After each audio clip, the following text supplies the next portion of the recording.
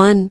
Boyfriend agendas. Boyfriend agendas in K-pop have always felt kinda weird to me. You know, like, you see idols being sold as the perfect boyfriend, and it's all about making fans feel like they're dating them. Don't get me wrong, it's not hard to see why fans would daydream about it. One of the strangest parts of this whole boyfriend thing is how it affects how fans interact with idols. These poor guys aren't even allowed to date publicly because it would break the illusion that they're available to every fan. Can you imagine? Sorry, can't have a girlfriend. The internet might get mad. It's kinda wild that idols are made to act like the perfect boyfriend, but the second they try to actually be someone's boyfriend, it's chaos. Then there's the whole gender role thing that comes with the boyfriend agenda. Male idols are usually made to seem super soft and romantic. Like, look at him, he's the guy who will bring you flowers and remember your coffee order. Meanwhile, fans are seen as these delicate souls who need constant coddling. It's all a bit too much like a cheesy drama. Like, we get it, they're sweet,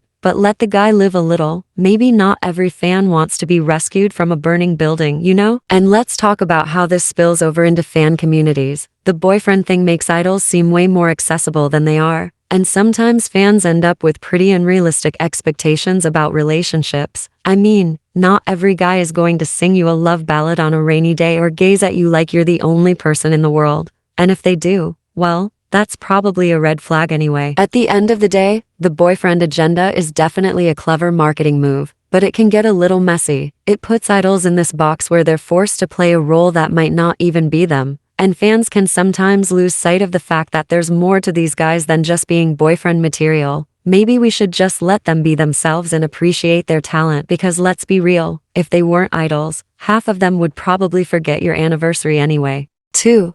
SM using AI is getting weird. SM Entertainment's decision to use AI in their new teasers is definitely something innovative, or is it just a little bizarre? I mean, it feels like we're living in a Black Mirror episode, but with more K-pop and less ominous music. When we signed up for comebacks and elaborate storylines, I don't think any of us were expecting SM to go full AI overlord on us, but here we are. And it's kind of weird. The thing is, AI teasers are supposed to be cutting edge, futuristic, and sleek, right? But what we're getting feels more like that one awkward cousin trying to fit in at the cool kids table. Sure, it's fancy, but it also feels a bit forced. Remember when teasers were all about dramatic lighting, mysterious smoke, and the occasional explosion for no apparent reason? Those were simpler times. Now, I half expect the AI teaser to recommend me a robot vacuum and ask for my Spotify playlist. And then there's the whole why question.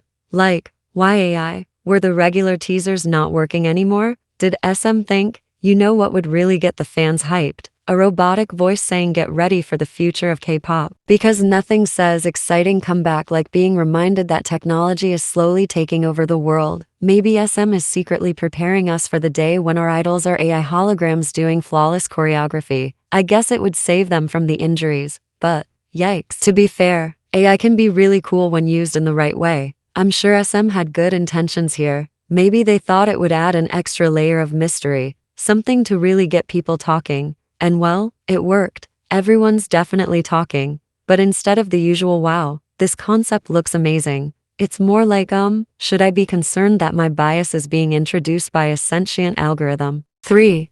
Lisa performance. Lisa's performance at the VMAs had a lot of eyes on it, and understandably so. She's been a powerhouse performer for years, so expectations were high. Her stage presence was, as usual, captivating. There's just something about how she commands attention when she's on stage. However, I have to admit that her collaboration with Rosalia didn't quite hit the mark for me. The song itself felt like it was missing that wow factor that usually accompanies Lisa's performances. While their pairing is interesting on paper, both are global superstars with strong personalities, the execution felt a little off. There was something about the blend of their styles that just didn't mesh as well as it could have. Perhaps it was the pacing or the way the song was structured, but I kept waiting for a big moment that never really came. It's not that it was a bad performance. It just didn't feel as dynamic as it could have been, especially given the magnitude of the VMAs. On the flip side, Rockstar was a standout moment of the night for me. Lisa looked so in her element with that track, embodying the edgy vibe and delivering it with full confidence. Her charisma was off the charts during this part of the performance. It had that bold, energetic feel that I was craving from the rest of the set, and she absolutely nailed it. That's the Lisa I know, unapologetically fierce, confident, and commanding the stage like a true rock star. The VMAs have always been a bit hit or miss with performances, and I think this year was no different. There were moments of brilliance, but some collaborations, like Lisa and Rosalia's, just didn't quite live up to the hype. It's hard to ignore the fact that the VMAs have a history of throwing together performers for shock value rather than actual synergy. Unfortunately, that felt like the case here. All in all, while I wasn't blown away by Lisa's new song with Rosalia, her rockstar moment reminded me why she's such a force in the industry. Sometimes, all you need is a killer track and a performer who knows how to deliver, and Lisa gave us that in spades with Rockstar. 4. Your fave sucks. Alright, let's just dive into this for a second, because I'm seeing a pattern, and it's giving can't handle the heat, so you're throwing your pan at someone else. Here's the thing, if your fave is getting dragged, maybe for their performance, a shady comment, or just the way they breathe, your first instinct shouldn't be to go on a tear about how some random idol in another group wore the same outfit last year and looked worse. Like, is that your defense? Your idol's entire career hinges on you making someone else look bad? It's giving desperate, and we all deserve better than that. Let's keep it real for a second. Every idol, no matter how much we love them, will have their haters. It's just part of the game. Some fans are gonna be unreasonable, and sometimes our faves mess up. Yes, even your perfect, flawless, can do no wrong bias. But if you're out here fighting for them by immediately dragging other groups, you're not defending them, you're deflecting. And don't get me wrong, I understand the instinct to clap back. Trust me, I've seen some nonsense out there that makes me want to flip tables. But here's the gag, if your fave is strong enough, talented enough, or just has enough charisma,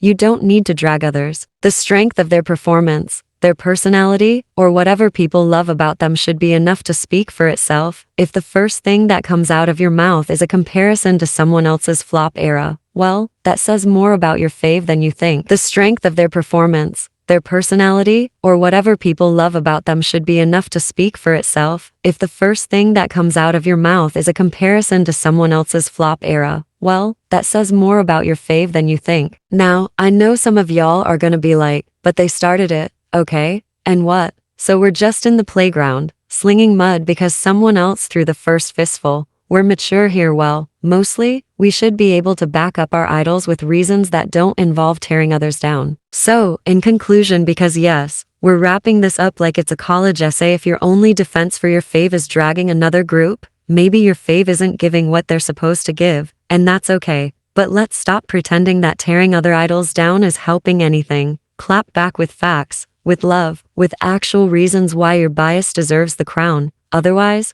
all you're really doing is admitting defeat.